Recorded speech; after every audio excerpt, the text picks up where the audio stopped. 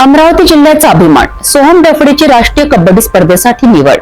बिहारमधील गया येथे होणाऱ्या 34व्या सब ज्युनियर नॅशनल कबड्डी स्पर्धेत विदर्भाचं प्रतिनिधित्व सोहम करणार आहे।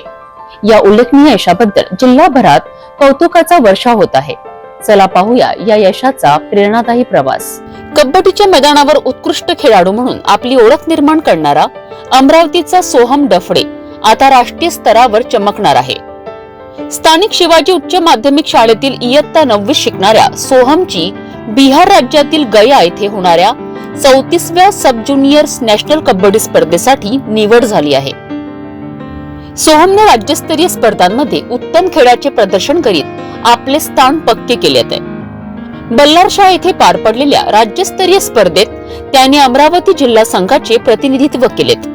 अमरावती संघाने उत्कृष्ट कामगिरी करत विजय मिळवला आणि सोहमने आपल्या खेळ कौशल्याने सर्वांची मने जिंकलीत।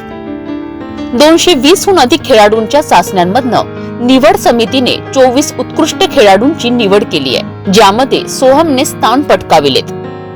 विदर्भ कबड्डी असोसिएशनचे अध्यक्ष जितेंद्र ठाकूर यांच्या मार्गदर्शनाखाली विदर्भ संघ बिहारला रवाना होणार आहे।